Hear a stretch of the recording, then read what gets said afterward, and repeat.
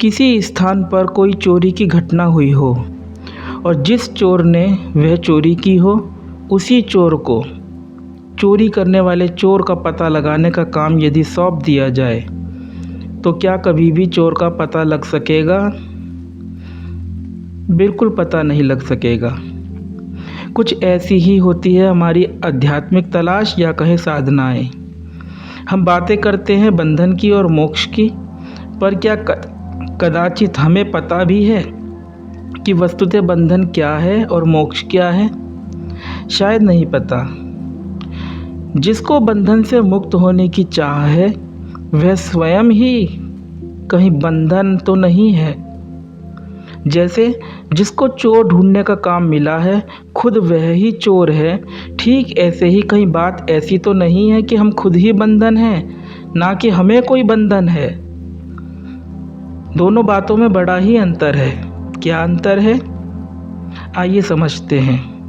जब ऐसा कहा जाए कि हमें कोई बंधन है या कर्म बंधन है तो बात ऐसी होती है कि हमारा होना और बंधन का होना दो अलग अलग बातें हैं। वहीं जब ऐसा कहा जाए कि खुद हम ही बंधन हैं तो ऐसा कहना हो जाता है कि हमारा होना ही बंधन है और हमारा ना होना ही मोक्ष।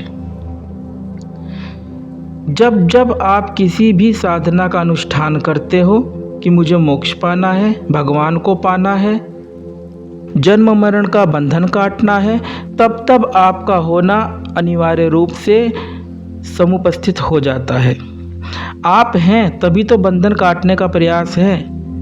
परंतु यदि सही बात यह हो, बंधन का मौलिक अर्थ यह हो कि आपका होना ही बंधन है, तो चाहे ध्यान लगाओ, समाधि लगाओ, कर्ता के रूप में आपका शामिल होना अनिवार्य है और आप ही बंधन हो।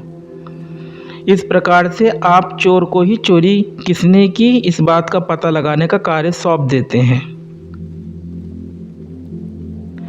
अष्टावक्र मुनि इसी बात की ओर इशारा करते हुए कहते हैं, यदा नाहम तदा मोक्षो यदा हम बंधनम तदा मतवेति हेलया किंचिन्मा ग्रहण विमुच्य म। अर्थात जब मैं है तब बंधन है, जब मैं नहीं है तब मोक्ष है। इस प्रकार का विचार कर, ना इच्छा कर, न त्याग कर, न ग्रहण कर।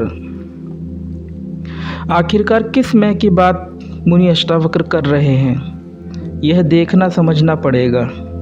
एक मैं तो शुद्ध मैं है जो कि आत्मा है या कहें हमारा स्वरूप है। वहीं एक और मैं भी है जो कि व्यक्ति का मैं है। दोनों में भेद क्या है? कैसे पहचान हो इन दोनों मैं की? पहचान यह है कि एक मैं है अकेला और दूसरा मैं है हमेशा दुकेला। अष्टावक्र मुनि इसी पहचान की ओर अपने इस सूत्र में इशारा कर रहे हैं। वे कहते हैं, यदा बंधनम तदा, जब अहम अर्थात मैं है तब बंधन है। आप जरा विचारिए कि बंधन तभी तो हो सकता है जब कोई दो वस्तुएं हो। अकेली वस्तु तो सदैव ही बंधन मुक्त होती है, स्वतंत्र होती है।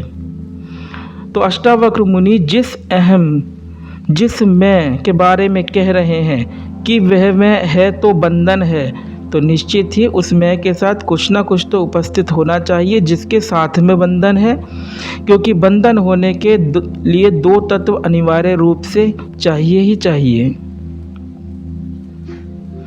अपने दैनिक क्रियाकलापों को देखिए, परखिए और इस व्यक्ति के मैं को तथा बंधन के स्वरूप को अपने लिए प्रत्यक्षतः जानिए।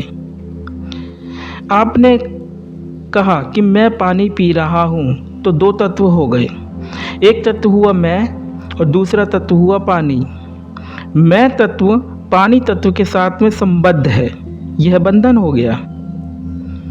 पानी तत्व जिस देश काल में है उसी देश काल में ही मैं तत्व भी है। और उदाहरण देखें,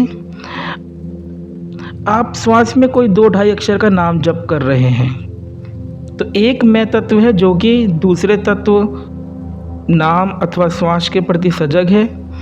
ये पुनः दो तत्वों का साथ हो गया, यह हुआ बंधन।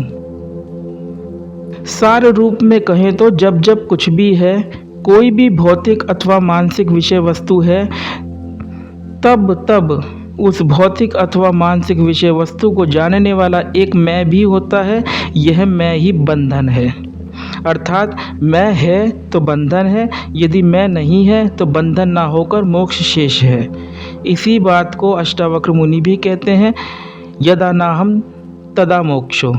अहम नहीं है, व्यक्ति का मैं नहीं है तो मोक्ष शेष है। इस बात को समझना है, जानना है, ना कि मैं को हटाने के लिए, मिटाने के लिए कुछ भी कार्य करना है। क्योंकि यदि आप मैं को हटाना चाहेंगे तब भी कर्ता के रूप में, हटाने वाले के रूप में, एक मैं के रूप में, एक व्यक्ति के मैं के रूप में आप शेष रह जाएंगे, जो कि खुद ही बंधन है या बंधन का कारण है। अर्थात बंधन तो रहेगा ही। अब दूसरी बात समझिए कि कब यह मैं, यह अहम या कहें व्यक्ति का मैं नहीं होता है। जब जब विचार नहीं है तब तब यह मैं नहीं है, और जिस कुछ के भी साथ यह मैं संबद्ध होता है वह सब कुछ भी नहीं है। अर्थात जब जब विचार नहीं है तब तब ना ही कोई भौतिक पदार्थ है, ना ही कोई मानसिक पदार्थ है, और ना ही यह अहम, यह व्यक्ति का मैं ही मौजूद है। इस बात को स्पष्ट रूप से समझने एवं आत्मसात करने हेतु ही ज्ञानियों ने, शास्त्रों ने सुषुप्ति पर विवेक विचार करने के लिए हमें प्रेरित किया। क्योंकि सुषुप्ति में, गहन निद्रा में कोई भी विचार मौजूद नहीं होता है। क्योंकि विचार मौजूद नहीं होता है, इसलिए ना तो कोई भी भौतिक अथवा मानसिक पदार्थ मौजूद होता है और ना ही कोई अहम, व्यक्ति का मैं मौजूद होता है। यह ही है मोक्ष। अहम होना ही बंधन है और अहम का ना होना ही मोक्ष है। ऐसा हमें जानना है, इस पर विवेक करना है, अर्थात बुद्धि का निश्चय करना है। मोक्ष को कोई भविष्य में घटने वाली घटना विशेष ना समझे कि कोई एनलाइटनमेंट होगा, और बंधन को कोई भूतकाल में घटी घटना ना समझे कि कोई संस्कार या प्रारब्ध है। सब कुछ प्राकृतिक एवं सहज रूप से होता है, इस बात को समझें। यह समझना हमें रूपांतरित करता है, ना कि मोक्ष एवं बंधन के नाम पर हमें कुछ भी करना है।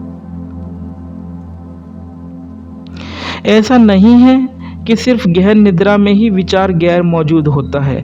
दिन भर अनेक बार, बार बार ऐसा होता रहता है। जब जब विचार होता है तब तब उस विचार में यह संसार, जिसको कि आप दृश्य कह सकते हैं, और इस संसार या संसारी अर्थात दृष्टा का होना संभव होता है।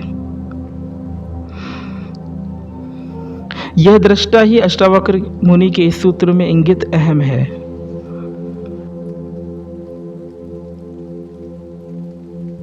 अगर आपको यह वीडियो पसंद आया है तो वीडियो को लाइक जरूर करें और चैनल को सब्सक्राइब कर इस ज्ञान के प्रवाह में अपनी श्रद्धांजलि अर्पित करें।